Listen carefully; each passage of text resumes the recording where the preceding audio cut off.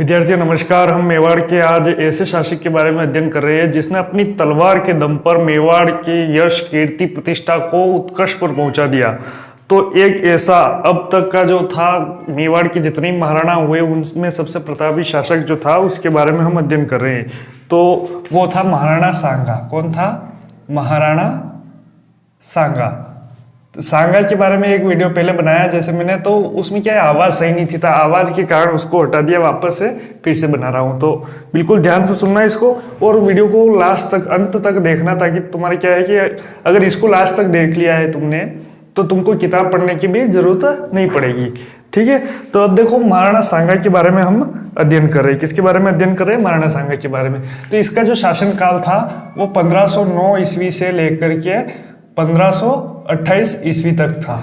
कब तक था? 1509 से लेकर के 1528 ईस्वी तक माना जाता है। तो बिल्कुल याद करते हुए चलेंगे। अब देखो यह महाराणा सांगा में इस वाले वीडियो में हम क्या क्या पढ़ेंगे। तो सबसे पहले जो महाराणा सांगा है और इसके जो भाई है, इनके बीच में उत्तराधिकार के लिए संघर्ष होता है। यानी कि जो महाराणा सांगा से पहले जो शासक था, महाराणा सांगा के जो पिताजी रायमल के 3 पुत्र थे और तीनों के बीच में उत्तराधिकार के लिए संघर्ष होता है।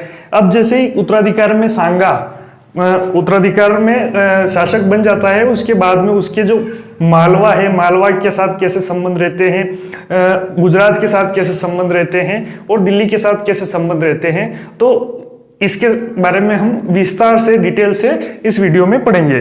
तो सबसे पहले हमको ध्यान रखना है, क्या रखना है कि महाराणा सांगा जो था इसके 2 भाई और थे। एक का नाम था पृथ्वीराज। क्या नाम था? पृथ्वीराज सिसोदिया, यानी कि ये सिसोदिया शाखा से पृथ्वीराज सिसोदिया भी कहा जाता है। तो पृथ्वीराज याद रख लेना अपने को, सिर्फ पृथ्वीराज। और दूसरा जो था जयमल किसकी संतानें थी? तो ये थी रायमल की। किसकी? रायमल के 3 पुत्र थे और रायमल जो था कुंभा का पुत्र था।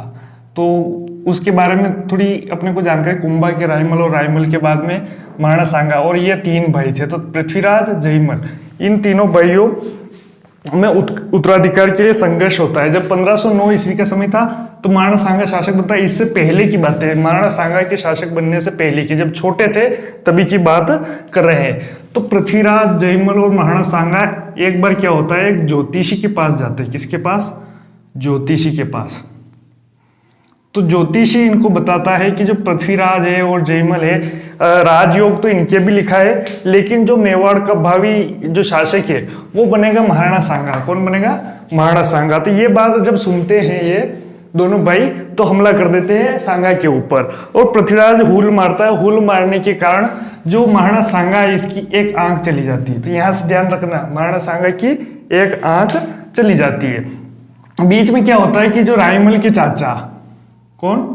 चाचा सारंगदेव, इनको ले जाते हैं ज्योतिषी के पास। सारंगदेव वो बीच बचाव करके इनको वापस से झगड़ा शांत करवाते हैं और वापस मेवाड़ लाते हैं। लेकिन दिनों दिन जब बड़े होते जा रहे थे, इनके बीच में झगड़ा और बढ़ता जा रहा था। तो क्या करते हैं ये सारंगदेव कि जो महाराणा सांगा है इसको भेज देते हैं श्रीनगर। कहाँ भेज देते हैं? श्रीनगर। और श्रीनगर जम्मू कश्मीर वाला नहीं है, यह श्रीनगर है अजमेर। कौन सा? श्रीनगर, अजमेर। तो अजमेर भेज देते हैं। अब देखो कुछ समय बाद में स्थितियां सही होती है और रायमल क्या करता है, अपने अंतिम समय में क्या करता है, श्रीनगर से महाराणा सांगा को वापस बुलाता है और शासक घोषित करता है। तो ये श्रीनगर में करमचंद पंवार के वहां रहता है। किसके वहां? करमचंद पंवार। अजमेर का जो था करमचंद पंवार, उसके वहां रहता है। रायमल वापस बुलाता है महाराणा सांगा को और अपना उत्तराधिकारी घोषित करता है। तो इस तरह से महाराणा सांगा शासक बनते हैं। अब यहाँ समझना अपने ये है कि जब शासक बन गया महाराणा सांगा तो संघर्ष शुरू होता है। क्या शुरू होता है? संघर्ष। किस किस के साथ में संघर्ष शुरू होता है? तो जैसे शासक बनता है, देखो हम यहाँ पढ़ रहे हैं कि वीर प्रतापी एक योद्धा शासक था। तो ये मान लो कि इसने क्या किया कि अपने साम्राज्य का जो प्रतिष्ठा थी उसको उत्कर्ष पे, यानी कि जो मेवाड़ था, मेवाड़ को जो नहीं जानता होगा वो भी जानने लगा महाराणा सांगा की वजह से। इतना महान शासक था। अब देखो ये है हमारा मेवाड़।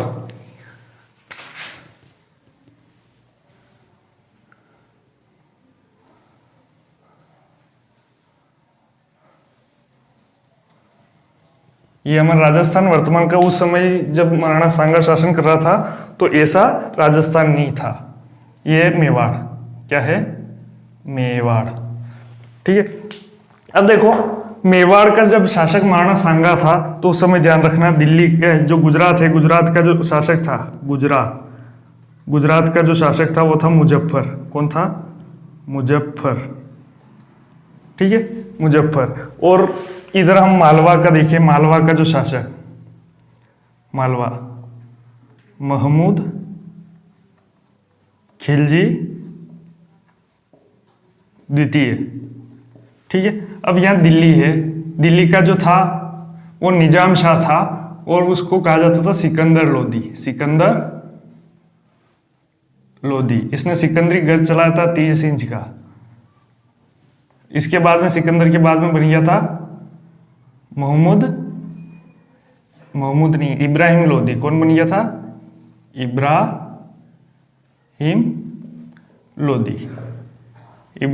लोदी। और मेवाड़ का कौन था? सांगा। तो ये सांगा तो ऐसा कैसा याद रखना ही है अपने को, सांगा मेवाड़ का शासक। तो एक मिनट ध्यान से इसको देखो कि मेवाड़ और उसके आसपास में क्या स्थितियां बनी हुई थी। अब देखो शुरुआत करते हैं हम यहाँ पर। तो संबंध, जैसे सबसे पहले हम गुजरात के बारे में पढ़ेंगे। किसके बारे में? गुजरात। सब लगभग समकालीन ही रहे हैं, सबके साथ में झगड़े ही इसके, पर हम एक एक करके सीरियल से पढ़ते हैं। तो जो गुजरात में मुजफ्फर है और सांगा है, इन दोनों के बीच में संघर्ष का क्या कारण था? तो कारण हम यहाँ से जानते हैं, ईडर, जो गुजरात में है, ईडर। क्या है? ईडर। ईडर का जो शासक था बाण। कौन था? बाण। बाण के 2 पुत्र थे, एक का नाम था सूर्यमल और दूसरे का नाम था भीम। अब बाण की मृत्यु के बाद में, बाण के बाद में शासक बनता है सूर्यमल, लेकिन 18 महीने शासन करने के बाद में इसकी मृत्यु हो जाती है। 18 महीने शासन करने के बाद में सूर्यमल की मृत्यु हो जाती है। सूर्यमल का जो पुत्र होता है रायमल को शासक बनाया जाता है ईडर का। रायमल महाराणा सांगा के पिताजी भी है, और यहाँ पर ध्यान रखना है कि ईडर का सूर्यमल का पुत्र रायमल है। रायमल अल्पायु का था, छोटा था, तो इसका लाभ उठाया भीम ने, और रायमल को यहाँ से हटाकर भीम बन गया शासक। कौन बन गया? ईडर का शासक भीम बन गया। अब जो रायमल है, रायमल को तो भगा दिया। अब रायमल जो था ये यहाँ ईडर से भाग करके सांगा के पास में आ गया। किसके पास आ गया? सांगा के पास। सांगा ने क्या किया कि अपनी पुत्री का विवाह करा दिया रायमल से। किसका? सांगा की पुत्री का विवाह रायमल से हो गया, तो रायमल सांगा का जमाई हो गया। क्या हो गया? जमाई हो गया। अब ये सांगा ने क्या किया कि पुत्री का विवाह कराने के बाद में मेवाड़ में कुछ जागीर देके वहीं पर उसको रख लिया। अब देखो कुछ समय बाद भीम की मृत्यु के बाद में जो शासक, भीम के बाद में जो शासक बनता है ईडर का, वो बन जाता है बारमल। अब समय आ गया था 1515 ईस्वी का। कौन सा? 1515 ईस्वी। 1515 ईस्वी में रायमल ने वापस अपने ससुर से कहा, सांगा से, कि मुझे ईडर का शासक बनना है वापस। तो 1515 ईस्वी में सांगा ने क्या किया कि इस बारमल को, ईडर का जो शासक था, इसको हटा करके रायमल को बना दिया। किसको बना दिया? रायमल को। अब जो बारमल था वो भागकर चला गया मुजफ्फर के पास में, और मुजफ्फर के नाराज होने का कारण ये था कि इस मुजफ्फर की सहायता से ही भीम ईडर का शासक बना था। अब मुजफ्फर ने क्या किया कि ईडर को वापस अपने अधिकार में लेने के लिए सैनिक अभियान किए। अब ध्यान रखना है, सबसे पहले उसने भेजा निजामुल मुल्क को। किसको? निजामुल मुल्क को भेजा। उसने क्या किया कि ईडर पर आक्रमण किया, और जो रायमल था, ये रायमल भागकर इधर पहाड़ों में चला गया, और पहाड़ों में उसको चकमा देता रहा। किसको? निजामुल मुल्क को चकमा देता रहा। बाद में क्या किया, मुजफ्फर ने वापस से निजामुल मुल्क को बुला लिया, ज्यादा पीछा नहीं करने दिया और वापस बुला लिया। ठीक है। उसके बाद में थोड़े समय बाद में मुजफ्फर शाह ने मुवारिजुल मुल्क को भेजा। किसको भेजा? मुवारिजुल मुल्क को। तो इसने क्या किया कि ईडर पर अपना अधिकार कर लिया।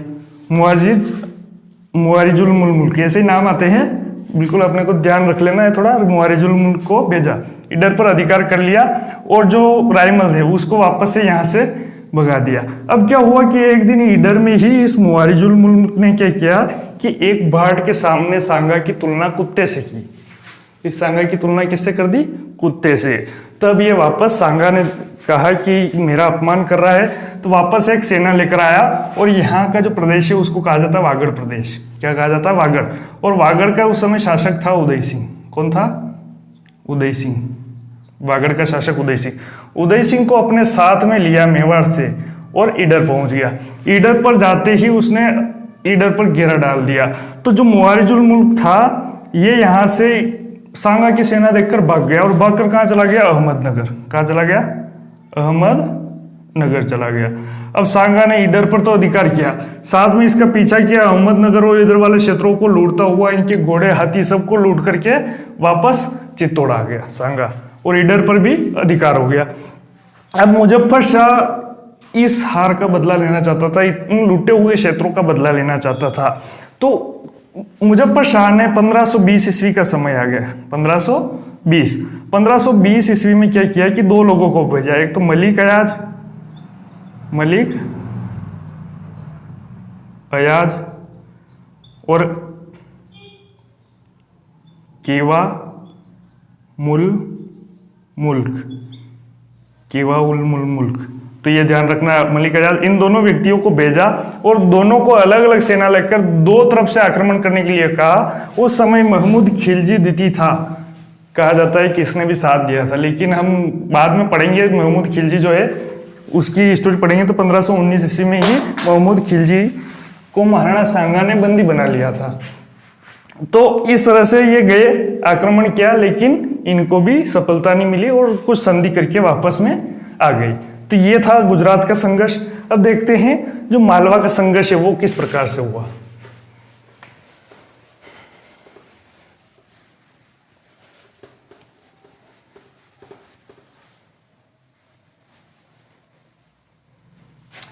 तो मालवा का शासक उस समय महमूद खिलजी द्वितीय था। कौन था? महमूद खिलजी द्वितीय।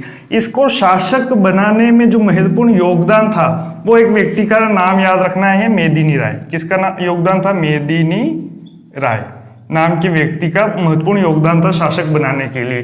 तो उससे खुश होकर मेदिनी राय को महमूद खिलजी द्वितीय ने क्या किया कि अपना प्रधानमंत्री नियुक्त किया। लेकिन मेदिनी राय का दबदबा धीरे धीरे दरबार में बढ़ता जा रहा था। जो भी महमूद खिलजी कार्य करता था वो सब मेदिनी राय के परामर्श से करता था। तो इससे क्या है, दरबार में रहने वाले जो दूसरे मुस्लिम अमीर लोग थे वो नाराज हो गए और महमूद खिलजी को मेदिनी राय के विरुद्ध भड़काने में सफल रहे। अब महमूद खिलजी ने क्या किया कि इस मेदिनी राय को अपने राज्य से निर्वासित कर दिया, निकाल दिया। तो जो मेदिनी राय था वो चला आया था महाराणा सांगा के पास में। किसके पास में? महाराणा सांगा के पास में। तो महाराणा सांगा ने क्या किया कि इसको गागरोन का किला दिया और चंदेरी की जागीर दी। तो गागरोन और चंदेरी की जागीर दी तो महमूद खिलजी ने देखा कि ये गागरोन में अपना शासन चलाने लगा व्यवस्थित तरीके से। तो महमूद खिलजी सेना लेकर के इस मेदिनी राय पर आक्रमण करने के लिए आता है।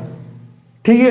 अब जब यह बात सांगा को पता चलती है तो सांगा भी इधर सेना लेकर आता है। यहाँ पर लड़ाई मेदिनी राय और महमूद खिलजी के बीच की नहीं रही, अब सांगा बीच में आगे हस्तक्षेप किया। तो सांगा और महमूद खिलजी के बीच में जो युद्ध होता है उसको जाना जाता है गागरोन के युद्ध के नाम से। कौन से युद्ध? गागरोन का युद्ध। इसी को कहते हैं झालावाड़ का युद्ध। तो गागरोन का युद्ध के नाम से जाना जाता है और 1519 ईस्वी याद रखना है, 1519 ईस्वी में हुआ था। इसमें क्या हुआ, महमूद खिलजी का एक पुत्र मारा जाता है और महमूद खिलजी को बंदी बनाकर सांगा कहाँ ले आता है? मेवाड़ में ले आता है और 3 महीने तक कैद रखता है। अब बहुत सारी किताबों में तो 6 महीने लिखा हुआ मिलता है, 3 महीने कैद रखता है। बहुत सारी किताबों में कितना लिखा है? 6 महीने। लेकिन आपकी जो 12वीं कक्षा की जो किताब है, पुरानी किताब है, उसमें पेज नंबर 70 पर पहले पैराग्राफ की अंतिम लाइन में यही लिखा है कि 3 महीने तक महमूद खिलजी द्वितीय को कैद रखता है। क्योंकि इससे पहले सांगा से पहले हम पढ़े हैं कुंभा। तो कुंभा के समय मालवा का जो सुल्तान था वो था महमूद खिलजी प्रथम। तो महमूद खिलजी प्रथम को कुंभा ने 6 महीने तक कैद रखा था। तो उसी के देखा देख कुछ किताबें लिखती है कि इसको भी 6 महीने तक कैद रखा। लेकिन अपने को याद रखना है जो किताब में लिखा है 3 महीने कैद रखता है, उसके बाद में छोड़ देता है। किस प्रकार से छोड़ता है? देखो, जो सांगा होता है एक दिन क्या करता है, गुलदस्ता लेकर के इस महमूद खिलजी द्वितीय के पास में कैद खाने में जाता है गुलदस्ता देने के लिए। तो महमूद खिलजी जो होता है वो सांगा को कहता है कि किसी भी चीज को भेंट करने के 2 तरीके होते हैं। कितने तरीके? 2 तरीके। एक तो आप अपने को बड़ा मानकर छोटे को भेंट करे, छोटे को दो, और अब एक आप स्वयं छोटे बनकर के किसी बड़े को भेंट करो।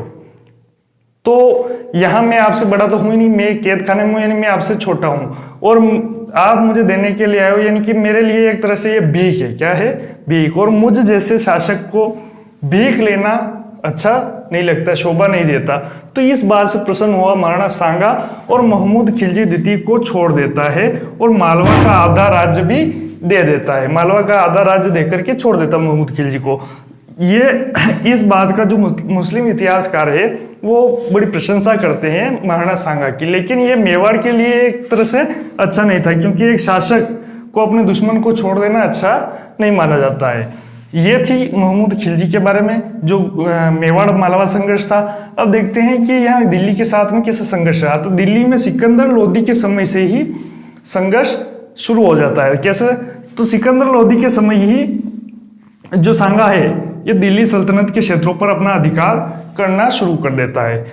सिकंदर लोदी उस समय इतना शक्तिशाली नहीं था कि वह सांगा का मुकाबला कर सके। सिकंदर लोदी के बाद में जो शासक बनता है इब्राहिम लोदी। इब्राहिम लोदी के साथ में 2 युद्ध होते हैं, तो दोनों याद करने हैं। पहला तो होता है खातौली का युद्ध, यहाँ कोटा में है। कोटा प्रति ये थोड़ा ऊपर बना दिया, झालावाड़ में गागरोन, और यहाँ कोटा में है खातौली। क्या है? खातौली। खातौली खातौली का युद्ध होता है कहां पर? कोटा में। उस समय बूंदी रियासत के अंतर्गत आता था खातौली। तो ये अभी वर्तमान में कहाँ है? कोटा में। तो ये जो युद्ध होता है ये 1517 ईस्वी को होता है। कब होता है? 1517 ईस्वी को होता है। अब यहाँ पर ध्यान रखना है कि इस खातौली के युद्ध में जो इब्राहिम लोदी है वो हार जाता है और सांगा जीत जाता है।